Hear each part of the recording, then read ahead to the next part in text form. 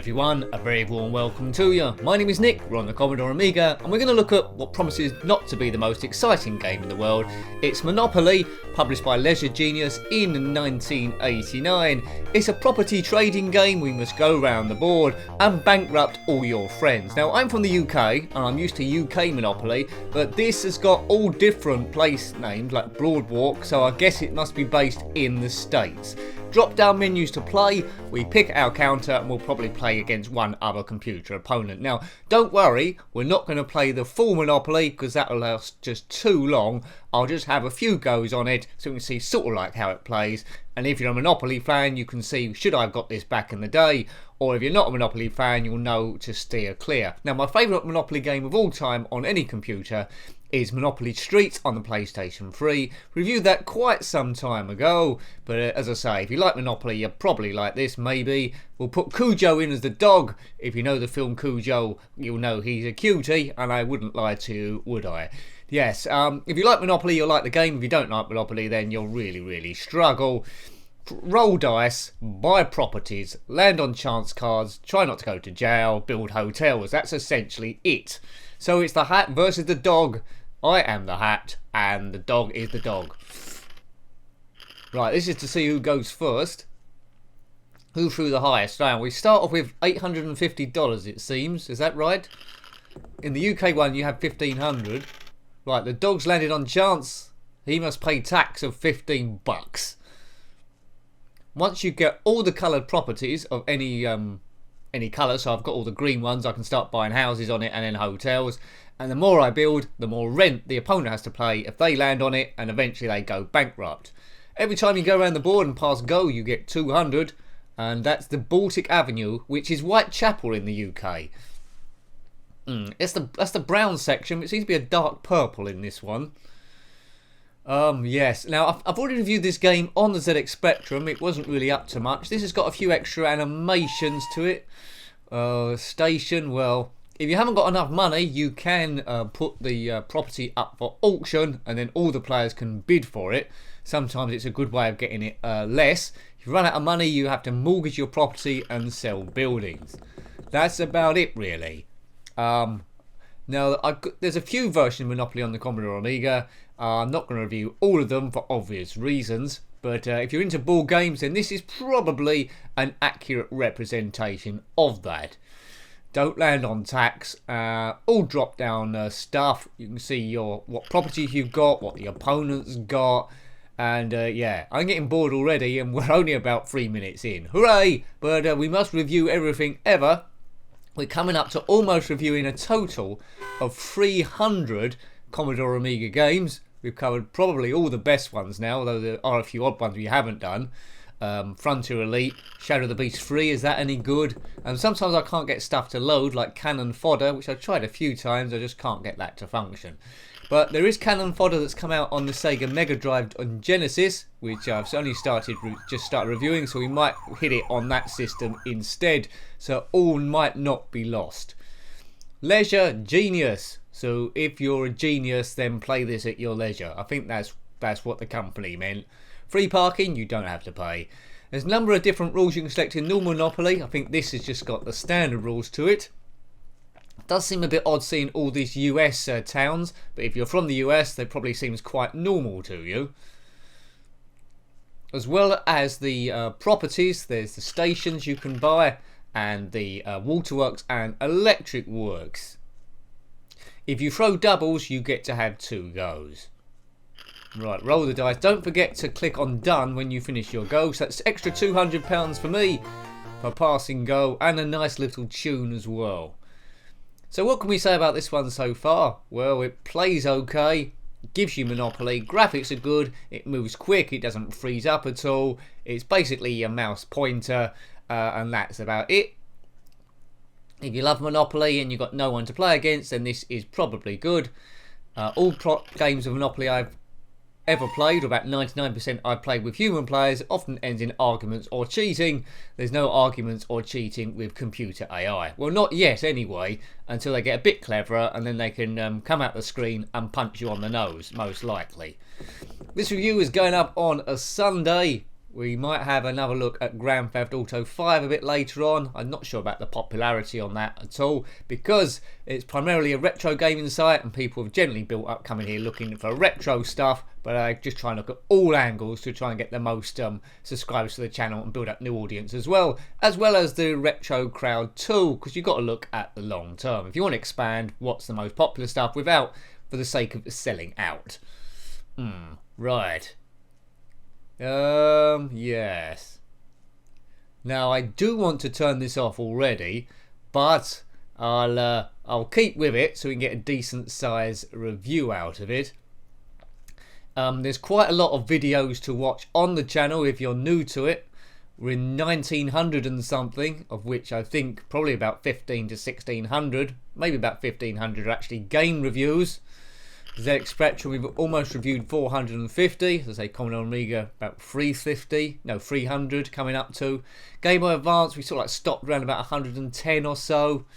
Atari 2600 just gradually building up, and the Sega Genesis Mega Drive is.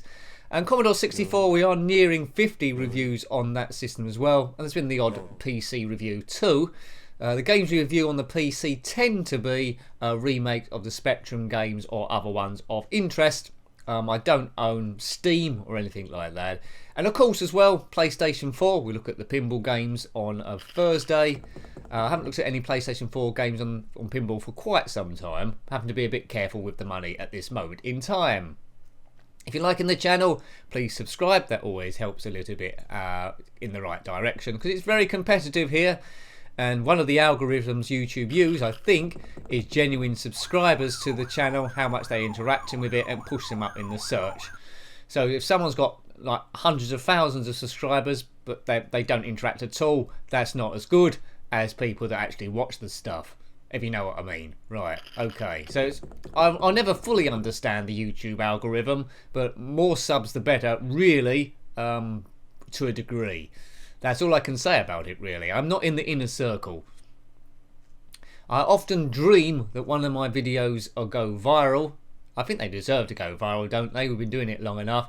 And then, because then people start watching all the other things, and then we'll be there then, and I can calm down a bit.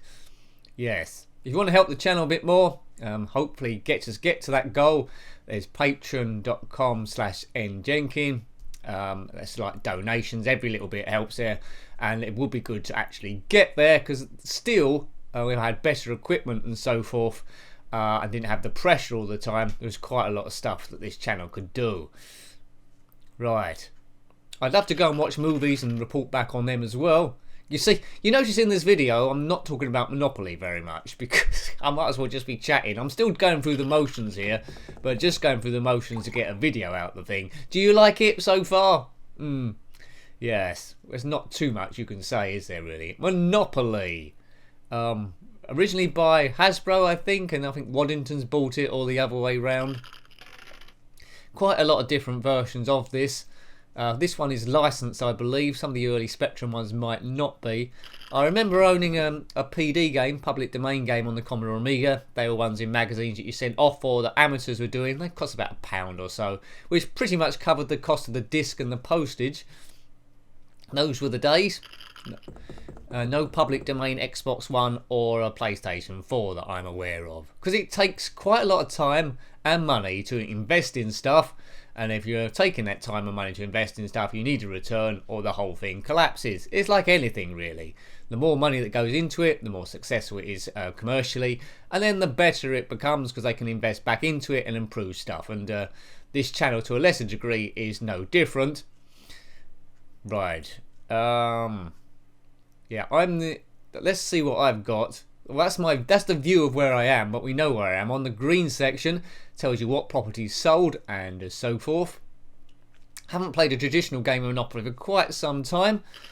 If you want a special set of Monopoly, you can get customizable sets. I remember seeing a Star Wars one once, which had special counters, the Millennium Falcon, I think a speeder there as well. There's a website called Winning Moves. They got a few specialised Monopoly sets. I remember there was Only Fools and Horses one once, and a Lord of the Rings. You know, they do a lot of ones based where you are in the UK too. I'm not sure there's an American equivalent site, possibly, but Winning Moves have got the rights for Top Trumps as well. Excellent stuff. Alright, how much longer can I go on this? I did set it to 10 minutes maximum. It looks like the counter's not really ticking down correctly.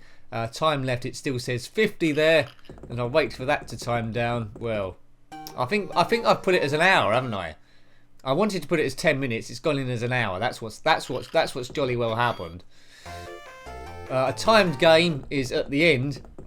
You'll see who's got the most money and declare them the winner, and then their properties and so forth.